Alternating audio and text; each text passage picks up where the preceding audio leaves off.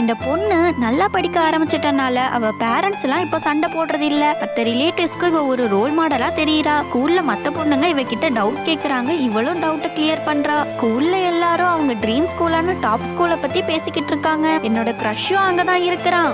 அவன மாதிரி நானும் நல்லா படிக்கணும்னு மனசுக்குள்ள நினைச்சுக்கிறா. இந்த பொண்ணு ஸ்கூல் முடிஞ்சதும் புக்கை பார்த்துக்கிட்டே ரோட்ல போய்கிட்டு இருக்கா. அப்ப சடனா யாரோ அவளை புடிச்சு இழுக்கிறாங்க. பார்த்தா அவ க்ரஷ் தான். அண்ட் அவனுமே நீ டாப் ஸ்கூலுக்கு வந்துட்டா நல்லா இருக்கும், நான் உன்னை நம்புறேன், நீயும் அந்த ஸ்கூலுக்கு வந்துருவதானு சொல்லி கேட்கறான். அதுக்கு அந்த பொண்ணுமே நான் ஸ்டடீஸ்ல என்னோட பெஸ்ட்டை கொடுக்கறேன்னு ப்ராமிஸ் பண்றா. இதுக்கு மேல இந்த ஸ்டோரியில என்னாச்சுன்னு தெரிஞ்சிருக்கிறதுக்கு முன்னாடி ஒரு லைக் அண்ட் சப்ஸ்கிரைப் பண்ணிக்கோங்க. அண்ட் உங்களுக்குமே ஒரு சீக்ரெட் க்ரஷ் இருந்துச்சுன்னா கமெண்ட்ல பர்பிள் ஹார்ட் அனுப்புங்க. தென் இவளுமே எக்ஸாம் அட்டென்ட் பண்றா. ஆனா அவனுக்கு ப்ராமிஸ் பண்ணி கொடுத்த அளவுக்கு ஸ்கோர் பண்ண முடியல. அதை நினைச்சு சேடா ஃபீல் பண்ணிக்கிட்டு பீச்ல உட்கார்ந்துருக்கா. அண்ட் அந்த பையனுமே அவளை ஃபாலோ பண்ணிக்கிட்டே வந்து தன்னோட இயர்போன் அவ காதுல வச்சுட்டு என்னாச்சுன்னு கேக்குறான். நான் ஒரு முட்டாளா இருக்கிறேன், நம்ம ஒன்னா டாப் ஸ்கூலுக்கு போக மாட்டோம்னு சொல்லிக்கிட்டே அழுகுறா. அதுக்கு அந்த பையனும் எப்படி இருந்தாலும் நாம எப்பவுமே ஃப்ரெண்ட்ஸா தான் இருக்க போறோம்னு சொல்லி இவளை ரொம்பவே சப்போர்ட் பண்றான். அந்த பொண்ணு வீட்டுக்கு வந்து பார்த்தா ரிலேட்டிவ்ஸ்ல அவ எக்ஸாம்ல மார்க் கம்மியா வாங்கினதை பத்தி பேசிக்கிட்டும் இவளுக்கு ஒழுங்கா படிப்பு வராது போலன்னு பேசி சிரிச்சுக்கிட்டு இருக்காங்க.